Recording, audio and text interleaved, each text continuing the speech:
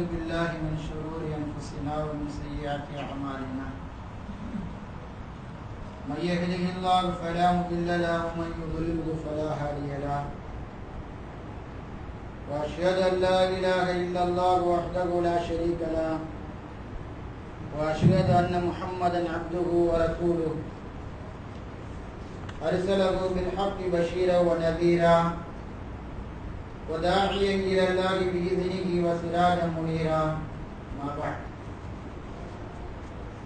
فأعوذ بالله من الشيطان الرجيم يا أيها الذين آمنوا اتقوا الله حق تقاته ولا تموتن إلا وأنتم مسلمون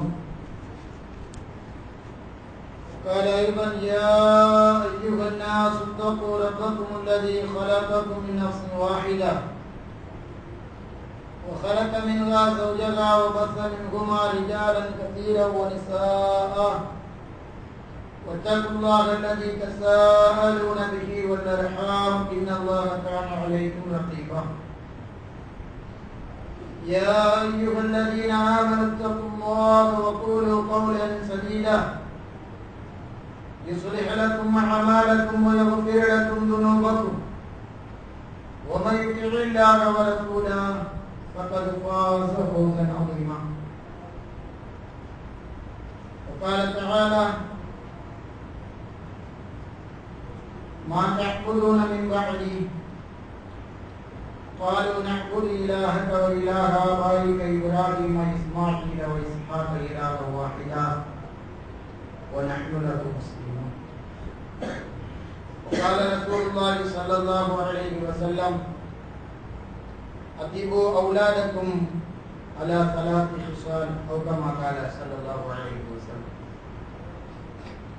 புகழும் புகழ்ச்சியும் அகில உலகின் அதிபதி அல்லாஹ் ஒருவனுக்கே என்றென்றும் உண்டாகட்டுமாக. அவனுடைய சலாமும் சலாமும் உயிருக்கு உயிரான உயிரிலே மேலான அகிலத்தின் அருட்கொடை நம்முடைய இறுதி தூதர் முஹம்மது ஸல்லல்லாஹு அலைஹி வஸல்லம் அவர்கள் மீதும் அவர்களுடைய வாழ்க்கை வழிகாட்டுதலை அப்படியே பின்பற்றி வாழ்ந்த ஜெயசீலர்களான சஹாபாக்கள் சஹாபிய பெண்மணிகள் தாபிஈன்கள் தபால் தாபிஈன்கள் நேர்வழி பெற்ற இமாம்கள் நல்லவர்கள் அனைவர் மீதும் குறிப்பாக இந்த அல்லாஹ்வுடைய மஜ்லிஸிலே அமர்ந்திருக்கக்கூடிய நம் அனைவர் மீதும் அல்லாஹ்வுடைய ஸலாத்தும் ஸலாமும் என்றென்றும் உண்டாகட்டுமாக என்று அல்லாஹ் விடத்தை பிரார்த்திக்கிறோம். எந்த நிலையிலும் எந்த காலகட்டத்திலும் தக்குவா என்னும் இறைச்சத்தோடு அல்லாஹ்வை பயந்து வாழுமாறு எனக்கும் உங்களுக்கும் உபதேசம் செய்தவனாக என்னுடைய உரையை ஆரம்பிக்கிறேன். முன்னாடி நிறைய கேட்கக்கூடிய அமைதியாக முன்னாடி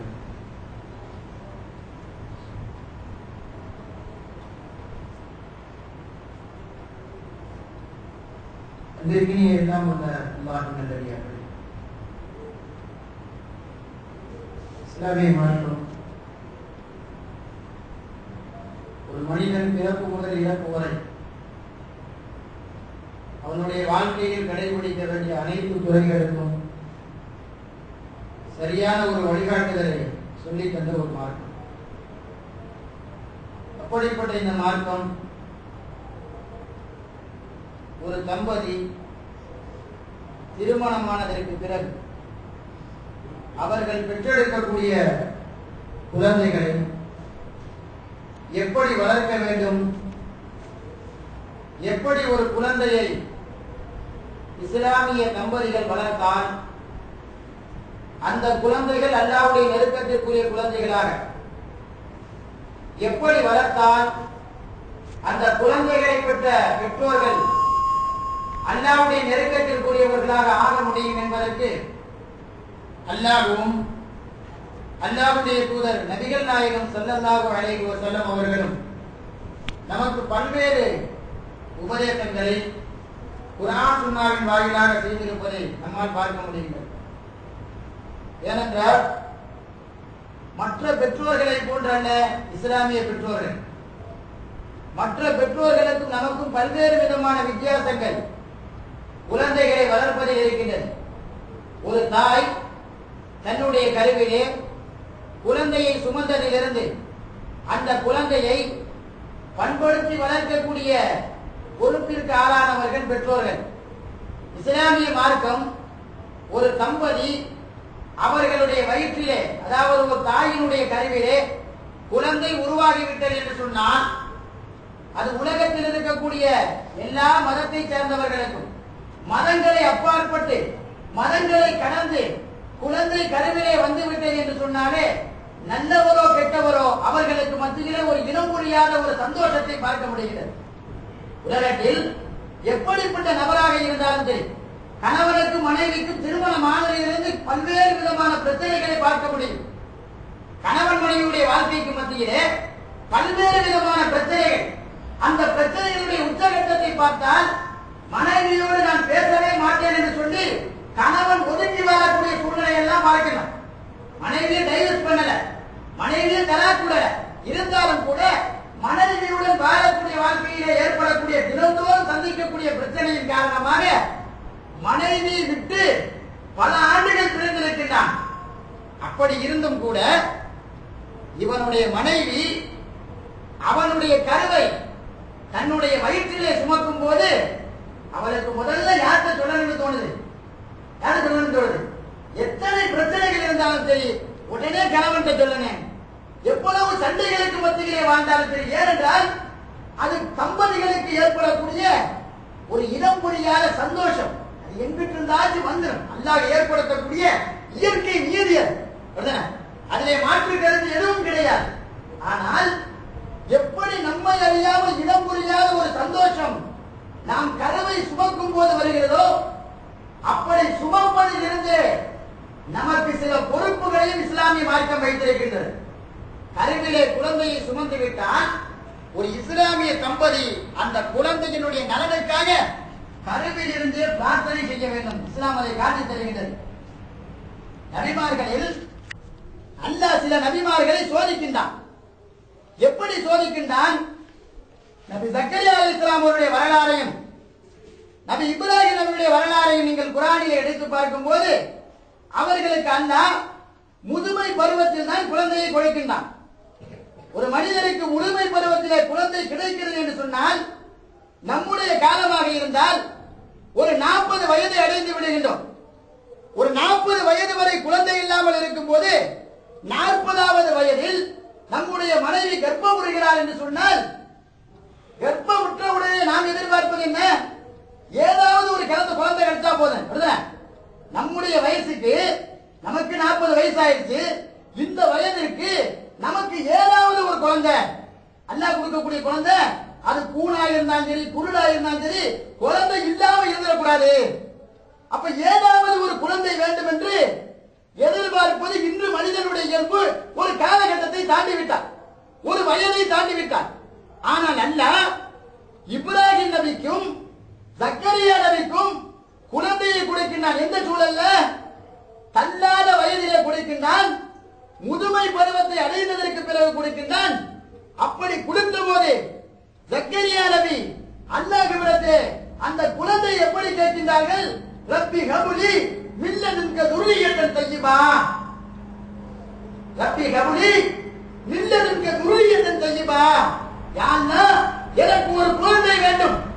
அது மட்டுமல்ல, அந்த குழந்தை துர்ரியத்தன் தய்யிபா, தூய்மையான ஒரு குழந்தையாக, சாலிகான ஒரு குழந்தையாக எனக்கு வேண்டும். கனவில் இருக்கும் போது செய்த பிரார்த்தனை என்று சகோதரர்களே, ஒவ்வொரு இஸ்லாமிய தம்பதிகளும் அல்லாஹ்விடத்தில் கேட்க வேண்டிய ஒரு பிரார்த்தனை. நம்முடைய மனைவி கர்ப்பம் ஒன்று விட்டால் என்று தெரிந்து விட்டாலே நாம் கேட்கக்கூடிய பிரார்த்தனைகளில் இதுவும் ஒன்றாக இருக்க வேண்டும். எப்படிப்பட்ட பிரார்த்தனை?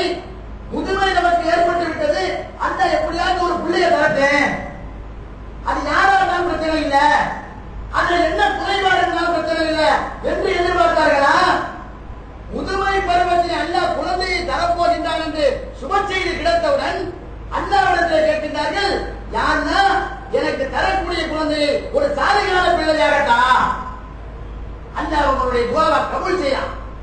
கபூல் செய்து அல்லாஹ் சொல்லுகின்றான், உமக்கு சாலிகான ஒரு பிள்ளையை தருகின்றோம், அவரை தலைவராக தருகின்றோம், அவருக்கு வேதத்தை கொடுப்போம், அவரை நபியாக ஆக்குவோம் என்று சொல்லி அல்லாஹ் பெயர் வைத்து யஹ்யா என்று சொல்லக்கூடிய பிள்ளையை கொடுக்கின்றான். இந்த பிள்ளையை கொடுத்ததற்கு காரணம் என்னன்னா, ஒரு தலைவராக, சாலிகான பிள்ளையாக, நபியாக வேதம் கொடுக்க தேர்ந்தெடுக்கப்பட்ட பிள்ளையாக கொடுத்ததற்கு காரணம் அவர்கள் அல்லாஹ்விடத்தில் கேட்ட ஒரே ஒரு பிரார்த்தனை. என்ன பிரார்த்தனை? எனக்கு சாலிகான பிள்ளையை தா. அல்லாஹ் அந்த துஆவை கபூல் செய்தான். கபூல் செய்ததற்கு பிறகுதான் யஹ்யா என்று சொல்லக்கூடிய ஒரு நபியை அல்லாஹ்வே பெயர் வைத்து வழங்குகிறான். அப்ப அல்லாஹ்விடத்திலே ஒவ்வொரு தம்பதிகளும் கருவுற்ற ஆரம்பத்திலிருந்து நாம் கேட்கக்கூடிய பிரார்த்தனைகளிலே சாலிகான பிள்ளையை தாய் என்று சொல்லக்கூடிய பிரார்த்தனையை ஆணித்தரமாக வருவாள் அல்லாஹ்விடத்திலே எடுத்து வைக்கிறது. வருவாள் கேட்கிறது, அல்லாஹ் நீ நாடினால் முடியும், நீ தாய் என்று சொல்லி அல்லாஹ்வை நாம் நிர்பந்தப்படுத்த வேண்டும். ரசூலுல்லாஹி ஸல்லல்லாஹு அலைஹி வஸல்லம் சொன்னாங்க, நீங்கள் பிரார்த்தனை செய்தால் அந்த பிரார்த்தனையில அல்லாஹ்வை நிர்பந்தப்படுத்துங்கள். அல்லாஹ்வை நிர்பந்தப்படுத்தலாம், பிரார்த்தனையில செய்யலாம், அல்லாஹ்வை நிர்பந்தப்படுத்தலாம். அல்லாஹ்வை நிர்பந்தப்படுத்தி நீங்கள் கேளுங்கள், அல்லாஹ்வை ரசூல் சொல்றாங்க. அதே போன்றுதான் இப்ராஹிம் நபி கேட்டாங்க. எப்படி கேக்குறாங்க? ரப்பி ஹப்லி மினஸ் ஸாலிஹீன். யா அல்லாஹ் எனக்கு தரக்கூடிய பிள்ளைகளை சாலிஹீன்களில் ஒருவராக, சாலிகான பிள்ளைகளில் ஒருவராக எனக்கு தருவாயாக. அல்லாஹ் இப்ராஹிம் நபி கேட்ட அந்த பிரார்த்தனையை அங்கீகரித்ததன் காரணமாக இஸ்மாயில் என்று சொல்லக்கூடிய நபியை அவருக்கு பிள்ளையாக தந்தான். கேட்ட பிரார்த்தனை என்று அங்கீகரிக்கிறார்.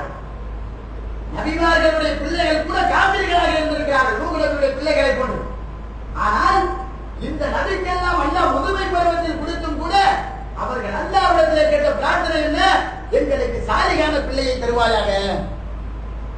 யோசிச்சு பாருங்க, இன்னைக்கு நம்முடைய தம்பதிகளுக்கு, நம்முடைய பெற்றோர்கள் அவர்களுக்கு பிள்ளை பிறக்கப் போகிறது என்று சொல்லக்கூடிய செய்தி வந்தவுடன், அவர்களுக்கு அந்த சந்தோஷம் ஏற்பட்டவுடன் சந்தோஷத்தை வெளிப்படுத்துகின்றார்கள். ஆனால் அல்லாஹ்விடத்தில் அந்த குழந்தைக்காக சாலிகாக இருக்க வேண்டும் என்பதற்காக பிரார்த்தனை செய்யக்கூடிய தம்பதிகள் எத்தனை அவர்கள்? யோசிச்சு பாருங்க, பிரார்த்தனை செய்யக்கூடிய தம்பதிகள் எத்தனை பேர்? நம்முடைய பெற்றோர்கள் நமக்காக பிரார்த்தனை செய்தார்களா?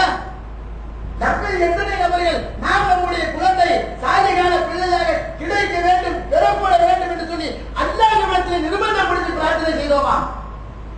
அப்படி கேட்காததனுடைய விளைவு இன்று நம்முடைய பிள்ளைகள் அந்த சுல்ஹ் என்று சொல்லக்கூடிய அந்த சீர்திருத்தத்திற்கு மாற்றமான சாலிகான பிள்ளைகளுக்கு மாற்றமாக தரிகட்ட அலைகளை பார்க்கின்றோம். காரணம், நாமளும் அல்லாஹ்ட துஆ செய்யல, அல்லாஹ்வும் அதை ஏற்றுக்கொள்ள. துஆ செஞ்சாதானே அல்லாஹ் ஏற்றுக்கல. நாமும் கேட்கவில்லை, அல்லாஹ்வும் கொடுக்கவில்லை. அப்ப நாம் அல்லாஹ்விடத்தில் நம்முடைய பிள்ளைகளுக்காக நம்முடைய மனைவி கருவுற்றதிலிருந்து பிரார்த்தனையை வலுவாக கேட்க வேண்டும் என்று அல்லாஹ் சொல்லி தருகின்றான். மரியம் அலைஹிஸ்ஸலாத்துடைய தாயார் கேட்ட பிரார்த்தனை அல்லாஹ் சொல்றாங்க. மரியம் அலைஹிஸ்ஸலாத்துடைய தாயார் அல்லாஹ்விடத்தில் கேட்கிறாங்க. எப்படி கேட்கிறாங்க? இன்னி உஈதுகா பிக்க வ துர்ரியதகா மினஷ் ஷைத்தானிர் ரஜீம். யா அல்லாஹ், நான் இவனுக்காக, யாருக்காக? மரியம் என்று சொல்லக்கூடிய பெண் குழந்தை பிறக்கப் போகின்றது, பிறந்து விட்டது என்று தெரிந்தவுடன் அந்த பெண் குழந்தையை பெற்றெடுத்த உடனேயே அந்த பிள்ளைக்காக சொன்னாங்க, இன்னி உஈதுகா பிக்க. யா அல்லாஹ், உன்னிடத்திலே நான் இவனுக்காக, மரியத்திற்காக பிரார்த்தனை செய்கிறேன். ஒரு துர்ரியத்தகா, மரியத்தினுடைய சந்ததிக்காக நான் உன்னிடத்திலே பாதுகாப்பு தருகிறேன். மின ஷைத்தானிர் ரஜீம், விரட்டப்பட்ட ஷைத்தானிடமிருந்து. அல்லாஹ்விடத்திலே கேட்ட பிரார்த்தனை அல்லாஹ்விடத்திலே இப்படி எல்லாம் தன்னுடைய பிள்ளைகளுக்காக பிரார்த்தனை செய்தார்கள் என்று சொல்லி அல்லாஹ் சில சந்ததிகளை, சில பெற்றோர்களை குர்ஆனிலே நமக்கு முன்மாதிரியாக சொல்லி காட்டுகிறான். பொதுவாகவே ஒரு தம்பதி அல்லாஹ்விடத்தில் எதற்காகவெல்லாம் ஒரு ஆண்மகன் செய்ய வேண்டிய பிரார்த்தனையாக அல்லாஹ் 25வது அத்தியாயம் 74வது வசனத்தை சொல்லுகிறான். ரப்பனா ஹப்லனா மின் அஸ்வாஜினா வ துர்ரியாத்தினா குர்ரத்து அயுன். யா அல்லாஹ், எங்களுடைய மனைவியை, எங்களுடைய பிள்ளைகளை எங்களுக்கு கண்குளிர்ச்சியாக தருவாயாக. எத்தனை பேர் கேட்கிறோம்? இது குர்ஆனிலே இடம்பெறக்கூடிய ஒரு வசனம். வசனம் மட்டுமல்ல, இது அருமையான ஒரு பிரார்த்தனையும் கூட. அல்லாஹ்வுடைய ரசூலுக்கு அல்லாஹ் சொல்லி காட்டுகிறான். ரப்பனா ஹப்லனா மின் அஸ்வாஜினா வ துர்ரியாத்தினா குர்ரத்து அயுன். எங்களுடைய மனைவியை எங்களுக்கு கண்குளிர்ச்சியாக்கு, எங்களுடைய பிள்ளைகளை எங்களுக்கு கண்குளிர்ச்சியாக்கு என்று அல்லாஹ்விடத்தில் இந்த பிரார்த்தனையை கேட்டு அல்லாஹ் அங்கீகரித்து விட்டால் எந்த குடும்பத்தில் பிரச்சனை ஏற்படும்? யோசிச்சு பாருங்க, ஏற்படுமா? அல்லாஹ் நம்முடைய மனைவியை நமக்கு கண்குளிர்ச்சியாக தந்து விட்டால் நாம புலம்ப வேண்டிய அவசியம் இல்லை. எதற்காக? டெய்லி பிரச்சனை, என்ன எடுத்து செய்யறது? இப்படிலாம் இருக்கிறாரு முன்னாடி. என்னதான் நம்ம அவளுக்கு நன்மை செஞ்சாலும் சரி, அவன் நம்மளை நினைச்சு பார்க்கவே மாட்டேங்கிறா. நமக்கு நன்றி கெட்டதனமாக நடந்துக்கிறான். என்ன செய்யலாம்? ஒரு கட்டத்தை தாண்டும் போது வந்து கேட்கிறான், அஜரத்தை தலா கூட்டலாமா? கட்டத்தை தாண்டும் போது தலா கூட்டலாமா? இன்னைக்கு தலாக்கலாம் எப்படி ஆயிடுச்சு? மலிவுடைய பொருளை போட்டு ஆகிவிட்டது. தலா கூடுறதும் சரி, குலா கூடுறதும் சரி, இன்னைக்கு சர்வசாதாரணமான காரியமாக பெருகிவிட்டு இருப்பதை பார்க்கணும். எதனால பெருகிச்சு? என்ன காரணத்துக்காக பெருகிச்சு? ரெண்டு பேருக்கு மத்தியில் உள்ள அந்த திருமண வாழ்க்கையிலே பொருத்தமின்மை, உடன்பாடு இல்ல. சின்ன சின்ன பிரச்சனைகளுக்கெல்லாம் அவர்கள் அந்த பிரச்சனைகளை பூதாகரமாக பார்க்கிறோம். சின்ன ஒரு பிரச்சனை, ஒரு காசு சொல்லுங்க, சல்லி காசுக்கு பிரயோஜனம் இல்லாத விஷயமா இருக்கு. அதையெல்லாம் பெருசாக்கி அதற்காக தலாக்கு விடக்கூடிய சூழ்நிலைகளை எல்லாம் பார்க்கிறோம். இதனுடைய அடிப்படை காரணம் என்ன? நாம் நம்முடைய மனைவி இப்படிப்பட்டவளாக அமைய வேண்டும் என்று பெரும்பான்மையான யாரும் கேட்பது கிடையாது. என் மனைவியை கண்குளிர்ச்சியாக ஆட்சி வழியாக என்று அல்லாஹ்விடத்தில் கேட்டு அல்லாஹ் அங்கீகரிப்பான் என்று சொன்னால் நம்முடைய மனைவியை நிச்சயமாக அல்லாஹ் ஆட்சி தருவான். முடியுமா முடியாதாங்க? அல்லாஹ் முடியுமா முடியாதா? அல்லாஹ்விடத்தில் கேட்டு அல்லாஹ் அதை அங்கீகரிப்பான் என்று சொன்னால் நம்முடைய மனைவியும் நம்முடைய பிள்ளைகளும் நமக்கு கண்குளிர்ச்சியானவர்களாக, நமக்கு எந்த விதத்திலும் தொல்லைகளை தரக்கூடியவர்களாக இருக்க மாட்டார்கள். அப்ப இதை ஒவ்வொரு ஆண்மகன் கேட்க வேண்டும் என்று அல்லாஹ் ரப்பல் ஆலமீன் நமக்கு கட்டளையாக சொல்லித் தருவதை பார்க்கிறோம். இப்படியெல்லாம் பிரார்த்தனை செய்த மக்கள் இருந்தாங்க. ஆனால் இன்னைக்கு அப்படி பிரார்த்தனை செய்யக்கூடிய மக்கள் குறைந்து விட்டோம். நபிகள் நாயகம் ஸல்லல்லாஹு அலைஹி வஸல்லம் அவர்கள் சொன்னார்கள், அல்லாஹ்விடத்தில் வேகமாக அங்கீகரிக்கப்படக்கூடிய சில பிரார்த்தனை இருக்குங்க. அல்லாஹ் நிச்சயமா சில பிரார்த்தனைகளை வேகமா அங்கீகரிச்சிடும். அதுல எதையெல்லாம் சொன்னாங்க? இஃப்தாருடைய நேரத்திலே நாம் செய்யக்கூடிய பிரார்த்தனை, நோன்பு இருக்க போறோமா இல்லையா? இஃப்தாருடைய நேரத்திலே நாம் பிரார்த்தனை செய்தால் அந்த பிரார்த்தனை எல்லாம் வேகமாக என்ன செய்வான்? அங்கீகரிப்பான். ரமலானுடைய கடைசி 10 இரவுகளிலே ஒற்றைப்படை இரவுகள் இருக்க, இந்த ஒற்றை இரவுகளிலே நாம் கேட்கக்கூடிய பிரார்த்தனை வேகமாக அங்கீகரிப்பான். இப்படி எல்லாம் நபிகள் நாயகம் ஸல்லல்லாஹு அலைஹி வஸல்லம் வேகமாக பிரார்த்தனைகள் அங்கீகரிக்கப்படுவதற்கு ஒரு வழியாக சொன்னார்கள். பெற்றோர்கள் பிள்ளைகளுக்காக கேட்கக்கூடிய பிரார்த்தனை அந்த வேகமாக அங்கீகரிக்கிறான். எதை வேகமாக அங்கீகரிக்கிறான்? பெற்றோர்கள் தங்களுடைய பிள்ளைகளுக்காக கேட்கக்கூடிய அந்த பிரார்த்தனையை அல்லாஹ் வேகமாக அங்கீகரிக்கிறான். உடனே ஏற்றுக்குவான், உடனே செய்வான், ஏற்றுக்கொள்கிறான் என்று நபிகள் நாயகம் ஸல்லல்லாஹு அலைஹி வஸல்லம் அவர்கள் சொன்னார்கள். இப்ப நம்முடைய பிள்ளைகளுக்காக, அந்த பிள்ளைகள் சாலிகான பிள்ளைகளாக வளர வேண்டும் என்பதற்காக நம்முடைய மனைவி கருவுற்றதிலிருந்து நாம் பிரார்த்தனை செய்ய வேண்டும். அவர்கள் பிறந்ததற்கு பிறகு நாம் அவர்களுக்காக முதலிலே பிரார்த்தனை செய்ய வேண்டும். இதுதான் இது அடிப்படை. அடுத்து பிறந்தாச்சு, பிறந்ததற்கு பிறகு நாம் செய்ய வேண்டிய கடமைகள் என்ன? இன்னைக்கு நிறைய பேர் உங்க பிள்ளைகளுக்காக நீங்க என்ன செய்வீர்கள் என்று கேட்டால் இஸ்லாமிய தம்பதிகள் கூட சொல்லக்கூடிய வார்த்தைகள் என்ன? நாங்க அவனுக்கு சாப்பாடு கொடுக்கிறோம், உடை கொடுக்கிறோம், உணவு கொடுக்கிறோம், நோயின் ஆஸ்பத்திரி கூட்டு போறோம், இதுக்கு மேல அவனுக்கு என்ன செய்யணும்? நல்ல கல்வியை கொடுத்தாச்சு, டெய்லி காலையில மதரசாக்கு அனுப்பிடுறோம், தொழுகைக்கு அனுப்பிடுறோம் என்றெல்லாம் சொல்றத பார்க்கிறோம். ஆனால் மதரசாக்கு போனா உங்களுடைய பிள்ளைகளுடைய ஓதும் நிலைமை எப்படி இருக்கின்றது? என் பிள்ளைய கேட்ட சில தாய்மார்கள் சொல்லுவாங்க, என் பிள்ளை கேட்டு பாருங்க, தூங்கும் போது ஓதுற துவா சொல்லுவான், டாய்லெட் போகும்போது ஓதுற துவா சொல்லுவான், பயணத்துல போற ஓதுற துவா சொல்லுவான். எல்லா துவாவும் என் பிள்ளை அவனுடைய பிங்கர் பிக்ஸ்ல வச்சிருக்கான், எல்லாத்தையும் சொல்லுவான் என் பிள்ளை. மாஷா அல்லாஹ், பாராட்டத்தக்க விஷயம். நம்முடைய பிள்ளைகள் இப்பொழுது உள்ள காலகட்டத்தில் அதுவெல்லாம் தெரிஞ்சிருப்பது ஒரு வகையில் சந்தோஷம். ஆனால் இன்னொரு வகையில் பிரச்சனை என்ன? எல்லா துவாவும் தெரிஞ்சு வச்சிருக்கான் நம்ம பிள்ளை, எல்லா துவாவையும் ஓதுறானா? இதை யாரு பார்க்கணும்? இது ஒரு ஆலிம் சாவாலையோ ஒரு மௌலவியால பார்க்க முடியாது. முடியுமா? ஒரு மௌலவியால் என்ன செய்ய முடியும்? தூங்கும் போது இந்த பிரார்த்தனை ஓதணும் சொல்லிக் கொடுக்கலாம், தூங்கி எந்திரிச்ச பிறகு இந்த பிரார்த்தனை ஓத சொல்லிக் கொடுக்கலாம், கழிவறைக்கு செல்லும் போது இந்த பிரார்த்தனை ஓத சொல்லிக் கொடுக்கலாம். ஆனா கூடவே இருக்கிறது யாரு? தூங்கும் போது கூட இருக்கிறது, இவன் எந்திரிக்கும் போது கூட இருக்கிறது, இவன் வீட்டை விட்டு வெளியே போகும்போது கூட இருக்கிறது, சாப்பிடும் போது கூட இருக்கிறது. இதுவெல்லாம் யாரு? ஆண் இல்லை என்று சொன்னாலும் அவனுடைய தாய் கண்டிப்பாக இருப்பார். அப்ப அவர் பார்க்கணும், இவன் சொல்றானா இல்லையா? இதுதான் மிக முக்கியமானது. ஒரு பிள்ளைக்கு தெரிஞ்சிருச்சு சொல்லி வெறும் கல்வியை வைத்து மட்டும் இருந்தால் பிரச்சனை இல்லை, அந்த கல்வியை செயலாக்கத்திலே கொண்டு வர வேண்டும். அதுதான் ரொம்ப முக்கியமானது. கல்வியை என் பிள்ளை படிச்சிருக்கான், படிச்சதுனால என்ன பிரயோஜனம்? படித்த கல்வியை அவன் செயல்படுத்துகின்றானா? இது ரொம்ப முக்கியமான ஒரு விஷயம். இன்னைக்கு நிறைய பெற்றோர்கள் சந்தோஷப்படுறாங்க, என் பிள்ளை நூற்றுக்கணக்கான துவாவை மனப்பாடம் பண்ணிருக்கான். பண்ணி என்ன செய்ய? நூற்றுக்கணக்கான துவாவை உங்களுடைய பிள்ளை செயல்படுத்துகிறானா என்றால் பல பிள்ளைகளுடைய நிலைமை செயல்படுத்துவது கிடையாது. அதற்கு காரணம் பெற்றோர்கள் அவர்களை ஊக்குவிப்பது கிடையாது, அவங்க சொல்றாங்களா இல்லையான்னு பார்க்கிறது கிடையாது. அப்ப இதை நாம் மிக முக்கியமாக நாம் செய்ய கடமைப்பட்டிருக்கணும். அடுத்து என்ன? நம்முடைய பிள்ளைகளுக்கு போதிக்க வேண்டிய உபதேசங்கள் நிறைய இருக்குங்க. அதிலே அடிப்படையானது என்ன? எப்படிப்பட்ட போதனைகளை போதிக்க வேண்டும் என்று சொல்லி அல்லாஹ் 31வது அத்தியாயம் ஒரு குழந்தைக்கு பெற்றோர் போதிக்க வேண்டிய போதனைக்காகவே இறக்கப்பட்ட அத்தியாயம் அது சூரத்துல் லுக்மான். அந்த லுக்மான் என்று சொல்லக்கூடிய அத்தியாயத்தில் ஒரு நல்லடியார் தன்னுடைய மகனுக்கு செய்த உபதேசங்களை மட்டுமே அல்லாஹ் அங்கே இடம்பெற செய்கின்றான். அல்லாஹ் என்ன செய்யறான்? ஒரு நல்லடியார் தன்னுடைய மகனுக்கு செய்த உபதேசங்களை மட்டும் இடம்பெற செய்வதை பார்க்கணும்.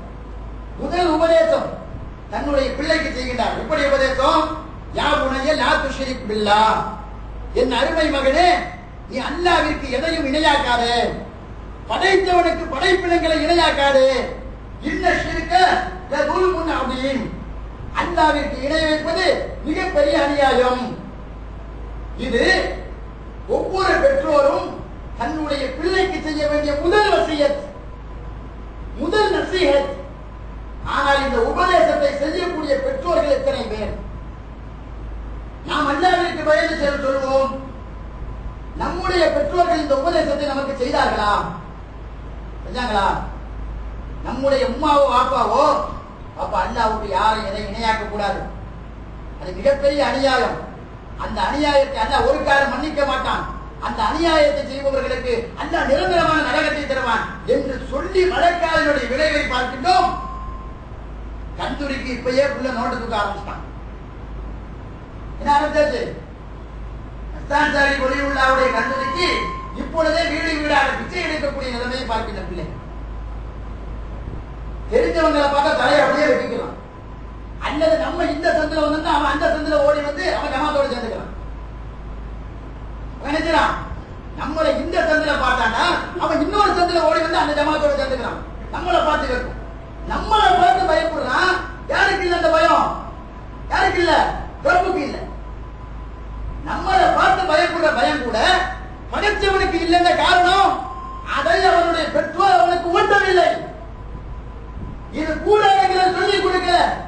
கந்தூரி கூடாது, கூடாது, தரிகாக்கு போறது கூடாது, அப்படி தரிகாக்கு சென்று அவர்களிடத்திலே கையேந்துவது கூடாது, இது மிகப்பெரிய அநியாயம் என்று ஊட்டப்படவில்லை அவர்களுக்கு போதனை. அதனால நம்முடைய பிள்ளைகள் இன்று ஷிர்க்கை ஆதரிக்கக்கூடிய விஷயத்திற்கு முன்னிலையிலே நிற்கின்றான். அதிலும் குறிப்பாக காரைக்காலில் பார்த்தோம்னா ஒரு காலத்தை சொல்வார்கள், கூடி எடுக்கிறது கந்தூரி எடுக்கிறது பெரிய குரூப் ரெண்டு இருக்கும். அவங்க அடிச்சுடுவாங்க, தண்ணி எடுத்துக்குவாங்க. இன்னைக்கு யாரு? எல்லாம் தரப்பட. இன்னைக்கு கூடு கந்தூரினா யாரு பாக்குறமா இல்லையா? நாளாக பாக்குறோம், எல்லாம் தரப்பட யாரு? 10, 15, 12, 13 இதெல்லாம் செட்டு சேர்ந்து அது போட்டு விட, கார் விட, ரோட்ல எல்லாம் விட்டுருக்கு. காரணம் அவர்களுக்கு பெற்றோர்கள் சொல்லிக் கொடுக்காதுதான் காரணம். அப்போ ஒரு பெற்றோர் தன்னுடைய பிள்ளைக்கு அடிப்படையாக சொல்லிக் கொடுக்க வேண்டியது அக்கீதா. எதை சொல்லிக் கொடுக்கணும்? கொள்கையை சொல்லிக் கொடுக்க வேண்டும். அதான் முதல் உபதேசம் செய்யறாங்க. லுக்மான் என்ற நல்லடியார் முதல் உபதேசம் என்னது? அக்கீதாவை சொல்லிக் கொடுக்கின்றார் அவருடைய பிள்ளைக்கு. அல்லாஹ்வுக்கு யாரையும் எதையும் இணையாக்காதே. இரண்டாவது உபதேசம், யா புனைய இன்னகா இன் தகு மிஸ்கால ஹப்பத்தி மின் ஹர்தல் ஃபதகுன் ஃபீ ஸக்ரத்தின் அவு ஃபீ ஸமாவாத்தி அவு ஃபில் அர்தி யஅதி பிஹல்லாஹ். என்னுடைய அருமை மகனே, நீ அணு அளவு நன்மை செய்தாலும் சரி, அந்த நன்மை கற்பாறைக்குள் உள்ளே ஒளிந்திருந்தாலும் சரி, அது வானத்தில் இருந்தாலும் சரி, பூமியில் இருந்தாலும் சரி, நீ செய்யக்கூடிய நன்மையும் தீமையும் அல்லாஹ் ரப்பல் ஆலமீன் வெளிக்கொண்டு வருவான். அல்லாஹ்வுடைய தக்வாவை ஊட்ட வேண்டும். என்னுடைய மகனுக்கு இரண்டாவது எதை ஊட்டுறாங்க? தக்வாவை, இறையச்சத்தை ஊட்டுகின்றார்கள். நீ நல்லது செஞ்சாலும் சரி, கெட்டது செஞ்சாலும் சரி, அது எங்கே இருந்தாலும் சரி, எப்படி செஞ்சாலும் சரி, அதை எல்லாம் கொண்டு வந்து விடுவான் என்று சொல்லக்கூடிய அல்லாஹ்வுடைய அச்சத்தை அவனுக்கு போதிக்க வேண்டும். ஒரு காலம் இருந்தது, ரசூலுல்லாஹி ஸல்லல்லாஹு அலைஹி வஸல்லம் அவருடைய காலம். அந்த காலத்திலே வார்த்தெடுக்கப்பட்ட குழந்தைகள், கலீஃபாக்களுடைய ஆட்சி காலத்திலே வார்த்தெடுக்கப்பட்ட குழந்தைகள், அவர்கள் சாதாரண நிலையில் இருந்தால் கூட அந்த சிறுவர்கள் அல்லாஹ்வுடைய அச்சத்தை போன்று வேறு எந்த ஒரு சமுதாயம் எப்பொழுது மஞ்சள் போவது கிடையாது. இன்னும் அச்சம் பாருங்க, அல்லாஹ்வுடைய அச்சத்தில் எப்படி எல்லாம் சிறந்து விளங்கினார்கள். உமர் ரலியல்லாஹுடைய ஆட்சி காலம், உமர் ரலியல்லாஹு பாலைவனத்திலே நடந்து செல்கின்றார்கள். மக்களுடைய நிலையை உமர் ரலியல்லாஹு தெரியாமல் என்ன செய்வாங்க, ஆய்வு செய்வார்கள். அப்படி பாலைவனத்திலே நடந்து செல்லும் போது ஒரு சிறுவன் ஆடு வைத்துக் கொண்டே இருக்கின்றான். அந்த சிறுவனை பார்த்து உமர் ரலியல்லாஹு கேட்கின்றார்கள், எனக்கு ஒரு ஆடு தர முடியுமா? என்ன கேட்கிறாங்க, எனக்கு ஒரு ஆட்டை நீ தர முடியுமா? இது என்னுடைய ஆடு அல்ல. சிறுவன் ஒரு இடத்தை பதில் சொல்கின்றார், அது என்னுடைய ஆடு அல்ல, என்னுடைய எஜமானனுக்கு சொந்தமான ஆடு. நீ சும்மா தர வேணாம். ஒண்ணு முறையில் சொல்றாங்க, நீ சும்மா ஒண்ணு தர வேணாம், அதுக்காக நான் காசு தர்றேன். அந்த காசை வாங்கிட்டு நீ ஆட்டை கொடுத்துரு. ஆட்டை தந்துட்டு உன்னுடைய எஜமானன் உன்னிடத்திலே கேட்டால் இந்த ஆட்டை ஓனாய் திட்டு விட்டது என்று போய் சொல்லு. ஓனாய் திட்டுச்சுன்னு சொல்லு. இது வழக்கமா நடக்கக்கூடியது. அன்னைக்கு ஆடுகளை ஓனாய் திக்கிறது வழக்கமாக நடக்கக்கூடிய ஒரு செய்தி. ஓனாய் சாப்பிட்டுச்சுன்னு சொல்லு. பொய் சொல்ல வேண்டும் எல்லாம் சொல்லல. இவருடைய நிலைமையை பரிசோதிக்கின்றார். இந்த சிறுவன் தன்னுடைய எஜமான விஷயத்தில் எப்படி நடந்து கொள்கின்றான். ஒரு அமானியத்தை இவனை நம்பி எஜமானன் ஒப்படைத்திருக்க, ஒரு சிறு பையனை நம்பி ஒப்படைத்திருக்க, அந்த அமானிய விஷயத்தில் இவன் எப்படி நடந்து கொள்கின்றான். ஒரு ஆட்சித் தலைவர் ஆய்வு செய்யறாங்க. வந்தது ஜனாதிபதி என்ற சிறுவனுக்கு தெரியாது. இன்னைக்கு ஜனாதிபதி தான் போஸ்டர்ல பார்க்கலாம், பேப்பர்ல பார்க்கலாம், டிவியில பார்க்கலாம், எல்லாத்தையும் பார்க்கலாம். அன்னைக்கு ஜனாதிபதி யார் என்று தெரியாமலே சிறுவன் பேசிக் கொண்டிருக்கின்றான். ஜனாதிபதி சொல்றான், மனிதரே, இந்த ஆட்டை நான் உங்களிடத்திலே என்னுடைய எஜமானனுக்கு தெரியாமல் உங்களிடத்திலே பணத்தை பெற்றுக் கொண்டு தந்து நான் என்னுடைய எஜமானிடத்திலே ஓனாய் கடித்து விட்டது என்று சொன்னால் அவர் நம்புவார். என்னுடைய எஜமானனை நான் ஏமாற்றுகிறான். ஆனால் என்னை படைத்த ரப்பு என்னை பார்த்துக் கொண்டிருக்கின்றார், அவரை நான் ஏமாற்ற முடியுமா? அசந்து போகின்றார்கள். உமர் ரலியல்லாஹு சந்தோஷப்படுகின்றார்கள். உமர் ரலியல்லாஹு சந்தோஷத்தின் காரணமாக அல்லாஹ்வை புகழ்கின்றார். உமர் ரலியல்லாஹு எப்படி புகழ்கின்றார்? யா அல்லாஹ், இந்த சமுதாயத்திலே இப்படி ஒரு பிள்ளையை நீ தந்தாயே, உனக்கே எல்லா புகழும் அல்ஹம்துலில்லாஹ். அப்படிப்பட்ட பயம் பாருங்க, அப்படிப்பட்ட ஒரு உருவாக்குதல் நம்முடைய பிள்ளைகள் விஷயத்தில் இன்று இருக்கின்றதா? ஒரு சிறுவன் ஆடு மேய்த்தான் என்று சொன்னால் அவனுடைய குடும்பம் பணக்கார குடும்பமாக இருக்குமா? பணக்கார குடும்பமா இருக்குமா? விலை கூட்டு வழி இல்லாதனால் தன்னுடைய பிள்ளையை ஆடு மேய்க்க அவனுடைய தாயார் அனுப்பி இருக்கின்றான். ஆனால் ஆடு மேய்த்தாலும் கூட அவனிடத்தில் எப்படிப்பட்ட தக்குவாவை ஊட்டினார்கள் பாருங்க. நீ ஓட்டிச் செல்வது அமானிதம், அந்த அமானிதத்தில் நீ கை வைத்து விடக்கூடாது என்று சொல்லக்கூடிய உபதேசத்தை அவனுடைய தாயும் தந்தையும் சொல்லியிருந்தால்தான் அந்த பிள்ளை அப்படி உருவாகி இருப்பான். என்ன முடியுமா? தாய் தந்தையுடைய வளர்ப்பு பிள்ளைக்கு இதுதான் முக்கியம். முதல் நக்கீதாவை போதிக்க வேண்டும், இரண்டாவது தக்குவாவை போதிக்க வேண்டும், மூணாவது என்ன சொல்றாங்க, அக்கிமிஸ்ஸலா, தொழுகையை நிலைநாட்டு. முக்மாண்டனுடைய மகனுக்கு சொல்றாங்க, தொழுகையை நிலைநாட்டு. 7 வயதான நபிகள் நாயகம் ஸல்லல்லாஹு அலைஹி வஸல்லம் சொல்றாங்க, 10 வயசாச்சு அடிச்சாச்சு தொழுகை வைங்கிறாங்க. ஏன்? தொழுகை என்பது ஒரு அடியானிடத்தில் முதலாவது விசாரணை. அதுதான் அவ்வளவு சொன்னார்கள். ஒரு அடியானிடத்திலே மறுமை நாளிலே முதலாவது விசாரணை அல்லாஹ் எதை குறித்து கேட்பான்? தொழுகையை குறித்து கேட்பான். நபிகள் நாயகம் ஸல்லல்லாஹு அலைஹி வஸல்லம் தொழுகையா இல்லையா? இந்த கேள்வி ஒவ்வொரு அடியானிடத்திலும் முதலாவது கேள்வியாக இருக்கும் என்று நபிகள் நாயகம் ஸல்லல்லாஹு அலைஹி வஸல்லம் சொன்னார்கள். அதனால்தான் லுக்மானுடைய மகனுக்கு மூன்றாவது உபதேசமாக இபாதத்திற்கு ஆர்வம் ஊட்டினார்கள். ஃபர்ஸ்ட் அகீதா, இரண்டாவது தக்வா, மூன்றாவது இபாதா. இதையெல்லாம் சொல்லி தன்னுடைய பிள்ளைகளை வளர்க்கக்கூடிய பெற்றோர்கள் எத்தனை பேர்? நம்முடைய கேள்வி. வேறு பெற்றோர்களை பார்த்து நாம் கேட்கவில்லை, இஸ்லாமிய தம்பதிகளை பார்த்து கேட்கின்றோம். நம்முடைய பிள்ளைகளுக்கு படிப்புக்கு காட்ட வேண்டிய யாரும் காட்டுங்கள் இன்ஷா அல்லாஹ் வேணாம்னு சொல்ல.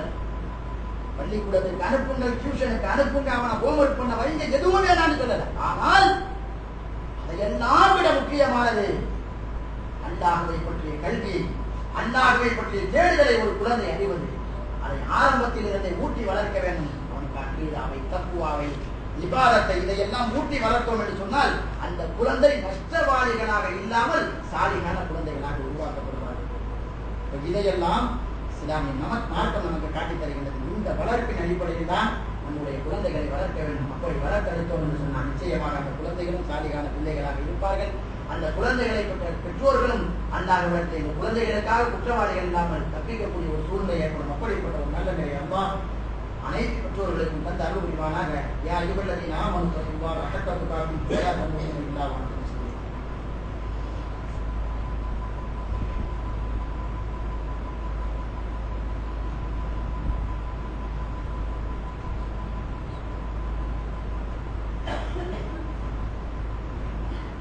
نحمده ونصلي على رسوله الكريم. أما بعد أعوذ بالله من الشيطان الرجيم. ولا تصعر خدك للناس ولا تمشي في الأرض مرحا. இன்றைய சகோதரர்களே, குழந்தை வளர்ப்பில் ஒரு பெற்றோர் தன்னுடைய பிள்ளைகள் விஷயத்தில் எப்படி நடந்து கொள்ள வேண்டும் என்பதற்கு குர்ஆன் சுன்னா அடிப்படையிலே ஓரளவு விஷயங்களை தெரிந்து கொள்ளும். அடுத்து ஒரு பெற்றோர் தன்னுடைய பிள்ளைக்கு போதிக்க வேண்டிய விஷயங்களிலே ஒன்று முஆமலா என்று சொல்லக்கூடிய பழக்க வழக்கங்கள். நம்முடைய பிள்ளைகளுடைய பழக்க வழக்கங்கள், அவனுடைய நடை, உடை, பாவனை, உணவு என்று சொல்லி எல்லா விஷயங்களையும் நம்முடைய பிள்ளைகளுடைய நடவடிக்கையை நாம் பார்க்க வேண்டும். அதையும் லுக்மான் என்று சொல்லக்கூடிய நல்லடியார் தன்னுடைய பிள்ளைக்கு செய்தான். வலா துஸகிர் ஹத்தக லின்னாஸ், உன்னுடைய முகத்தை மக்களை விட்டு பெருமையோடு திருப்பாதே, பெருமை அடிக்காதே மக்களை விட்டு என்று சொல்லி தன்னுடைய பிள்ளைக்கு உபதேசம் செய்கின்றார்.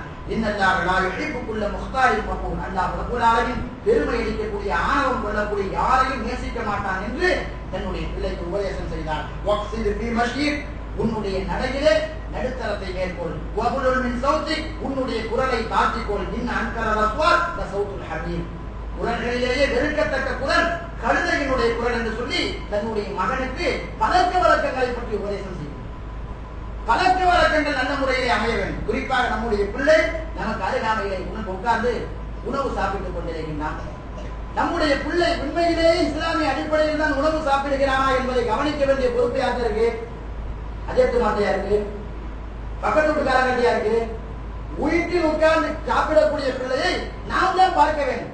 பிஸ்மில்லா சொன்னானா, வலது கையால சாப்பிடுறானா, தட்டுல பக்கத்துல இருக்கக்கூடிய சாப்பாடை சாப்பிடுறானா, இதையெல்லாம் ரசூலுல்லாஹ் பார்த்தார்கள். அபூ ஸலமா ரலியல்லாஹு அன்ஹுடைய மகனார் ரசூலுல்லாஹி ஸல்லல்லாஹு அலைஹி வஸல்லம் அவர்களுக்கு பக்கத்திலே உட்கார்ந்து சாப்பிட்டுக் கொண்டிருக்கின்றார். சாப்பிடும் போது என்ன செய்யறாங்கடா, இவருடைய கையை தட்டி அங்கும் இங்குமாக பரத்துகின்றார். கை என்ன செய்யறாரு? சிறு பையன், 10 வயதை கூட அடையாத ஒரு சின்ன பையன், அபூ ஸலமா ரலியல்லாஹு அன்ஹுடைய மகனார். அவங்க தன்னுடைய கையை அங்கும் இங்குமாக விட்டு எல்லா பக்கத்துல இருந்து எடுத்து சாப்பிடுறாங்க. இதை நபிகள் நாயகம் ஸல்லல்லாஹு அலைஹி வஸல்லம் அவர்கள் பார்த்துவிட்டு அவங்களுக்கு எப்படி உபதேசம் பாருங்க, அப்படின்னு சொல்லி கடிந்து கொள்ளவில்லை. ஒரு குழந்தைக்கே ஏற்ற ஒரு மனோரீதியில ரசூலுல்லாஹ் தன்னை முதல்ல மாத்துறாங்க. ஒரு பிள்ளைக்கு எப்படி உபதேசம் பண்ணா அந்த உபதேசம் போய் சேருமோ அது மாதிரி தன்னை முதல்ல மாத்திக்கிறாங்க. மாத்தி சொல்றாங்க, யா குலாம், சொல்ல அன்பாக அழைக்கிறாங்க, யா குலாம், புரியா சின்ன பையனே, சமில்லா, நீ சாப்பிடும் போது முதல்ல பிஸ்மில்லா சொல்லுங்க. சொல்லா ஒரு 10 வயதை கூட அறியாத ஒரு சிறுவனுக்கு செய்த உபதேசம், அன்பான உபதேசத்தை. சமில்லா, நீ சாப்பிடும் போது பிஸ்மில்லா சொல்லணுமா. வக்குல் பியமீனி, நீ சாப்பிடும் போது உன்னுடைய வலது கரத்தால் சாப்பிட வேண்டும். வக்குல் மிம்மாயிலி, உன்னுடைய தட்டிற்கு, உணவு தட்டிற்கு அருகாமையிலே இருப்பதை சாப்பிடு. அங்கும் இங்குமா கையை போட்டு பார்த்தாத. நபிகள் நாயகம் ஸல்லல்லாஹு அலைஹி வஸல்லம் உபதேசிக்கிறார். அந்த சிறுவர் அதிலிருந்து அவர் வஃபாத் ஆகின்ற வரை அந்த செயலுக்கு மாற்றமாக ஒரு காரியத்தை செய்ததே இல்லை. சின்ன வயசுல ஏத்தினோம் என்னது பழக்க வழக்கம், சின்ன வயசுல ஏத்தினது. இன்னைக்கு நம்ம என்ன செய்வோம், நம்முடைய பிள்ளை சரியா சாப்பிடணும்னா சாப்பிடணும். நம்ம பிள்ளை சின்ன வயசுல சாப்பிடல அப்படின்னு அவனுக்கு சில மூட நம்பிக்கைகளை ஊட்டுவோம். இப்படிப்பட்ட பெற்றோர்களையும் பார்க்கணும். மூட நம்பிக்கைகளை ஊட்டுறது, ஏய் சாப்பிட்டு இல்லைன்னா அந்த ரூம்பு கூட்டிட்டு போயிருவேன், பேய் வந்து குடிச்சிடும், அது பேய் ரூம்பு, பேய் வந்துடும், பூதம் வந்துடும் என்று சொல்லி நம்முடைய பிள்ளைகளை சாப்பாடு ஊட்டுறதுக்காக, நம்முடைய பிள்ளைகளை தூங்க வைக்கிறதுக்காக என்ன செய்வோம், நம்முடைய பிள்ளைகளுடைய விஷயத்துல எதையெல்லாம் புகட்டக்கூடாதோ அதையெல்லாம் போட்டுவாங்க. மூட நம்பிக்கைகளை புகட்டுவது, பேய், பிசாசு, பூதம், கீதம், இதுக்கெல்லாம் அப்பாற்பட்ட ஒரு மார்க்கம் இஸ்லாமிய மார்க்கம். ஆனால் இஸ்லாமிய தம்பதிகள், குறிப்பாக ஏகத்துவம் தெரிந்த தம்பதிகள் கூட தன்னுடைய பிள்ளைகளை வார்த்தைகள் எல்லாம் பயன்படுத்துவதை பார்க்கணும். அதனால என்ன செய்யலாம் தெரியுமா, இவன் 30-35 வயசாயிருக்கு, ஒரு 12 மணிக்கு 11 மணிக்கு அல்லது 1 மணிக்கு மையவாடிக்கு போய் சொல்லுங்க, இவனுக்கு அது மேல நம்பிக்கை கிடையாது. இவனுக்கு என்ன கிடையாது? நம்பிக்கை கிடையாது. பேயை பிசாசு இல்லைன்னு சொல்லுவான். ஆனா போக வைப்பான். ஏன் தெரியுமா? சின்ன வயசில் அவனுக்கு ஊட்டிய உரம் அது மேல நம்பிக்கை இருந்தாலும் இவன் அறியாமே ஒரு பயம். ஏன் தேவையெல்லாம் போயிட்டு அப்படின்னு இவன் நடுவுறதுக்காக இந்த வார்த்தையா இருக்கும். அதுதான் நமக்கு கிடையாது. மையவாடியில போய் நின்றாத நம்ம பலத்தை சோதிக்க முடியுமா என்று நினைச்சுவான். நிறைய பேரை பார்ப்போம், மாற்றுவரிக்கு வருவான், 2 பேரா போகும்போது கலந்துக்குவான், கூட்டமா போகும்போது மொத்தமா கூட வரும். மாற்றுவரியில போய் ஒரு 11 மணிக்கு ஒரு பாடியை பார்க்க நம்ம போறோம்னு வச்சுக்கோங்க, எல்லாம் போகும்போது கூட்டமா வரும். 2 பேரா போகும்போது அப்பா அதான் செத்துதான் வாப்போம் அப்படின்னு. அது என்ன தெரியுமா? அவனுக்குள் இருக்கக்கூடிய ஒரு என்னவோ ஒரு பயம். அந்த பயத்தினுடைய விட அது எப்ப ஏத்துனது? சின்ன வயசுல பேய் பிசாசு பூதம் சொல்லி இன்னும் ஏத்துக்கிட்டு இருக்கோம் நம்ம. இதுவெல்லாம் குழந்தைகளுக்கு ஒரு போதிக்க வேண்டிய பாடம் அல்ல. இதையெல்லாம் இஸ்லாமிய தம்பதிகள் தவிர்த்துக் கொள்ள வேண்டும். சிறு வயதிலிருந்து அவர்களை மூட நம்பிக்கைக்கு அப்பாற்பட்ட குழந்தைகளாக வளர்க்க வேண்டும். அல்லாஹ்வுடைய நெருக்கத்தை பெற்றுத்தரக்கூடிய செயல்கள் எதுவோ அதை மட்டும் சொல்லி வளர்க்க வேண்டும். நம்முடைய புள்ள ஒழுங்காட்டாக்குள்ளையா ரசூலுல்லாஹ் சாப்பிடுவதற்கு என்ன வழிமுறையை காட்டுகிறார், அதை தொடர்ந்து அதற்காக நம்முடைய பிள்ளைகளை கடிந்து அடித்து அவங்களுக்கு உபதேசமே செய்யாம விட்டோம்னா அதுவும் மிகப்பெரிய ஒரு விளைவு ஏற்படுத்தும். எனவே இப்படி எல்லாம் பக்குவங்களை நம்முடைய பிள்ளைகளுக்கு ஊட்டி வளர்க்கும் போது அந்த குழந்தைகள் அல்லாஹ்வுடைய நெருக்கத்திற்குரிய குழந்தைகளாக, அந்த குழந்தைகள் அல்லாஹ்விடத்தில் நம்மை குற்றவாளிகள் ஆக்காத குழந்தைகளாக, அந்த குழந்தைகள் நாம் இறந்தாலும் நமக்கு வரும் என்று நபிகள் நாயகம் ஸல்லல்லாஹு அலைஹி வஸல்லம் அவர்கள் சொன்னார்கள். பெற்றோர்களுக்காக சாலிகான பிள்ளைகள் செய்யக்கூடிய துஆ நீங்கள் இறந்தாலும் உங்களுக்கு வரும் என்று சொன்னார்களே. நம்முடைய பிள்ளைகள் சாலிகான பிள்ளைகளாக உருவாவதன் மூலமாக நாம் இறந்தாலும் அவர்கள் கேட்கக்கூடிய பிரார்த்தனை நிச்சயமாக வந்து கொண்டிருக்கும். அப்படிப்பட்ட சாலிகான பிள்ளைகளாக உருவாக்கக்கூடிய பெற்றோர்களாக அல்லாஹ் நம்மை ஆக்க வேண்டும். அந்த உருவாக்குதலுக்கு என்னென்ன தேவையோ எல்லா தேவைகளையும் இன்றிலிருந்தே ஆரம்பிக்கக்கூடிய பெற்றோர்களாக அல்லாஹ் ரப்பல் ஆலமீன் என்னை உங்களையும் இங்கே வந்திருக்கக்கூடிய பெற்றோர்களை ஆக்கி அருள் புரிவானாக. اللهم اعز الاسلام والمسلمين واذل الشرك والمشركين وانصرنا على القوم الكافرين انك تأمر بالعدل والاحسان وايتاء ذي القربى وينهى عن الفحشاء والمنكر والبغي يعظكم لعلكم تذكرون ولذكر الله اكبر والله اعلم.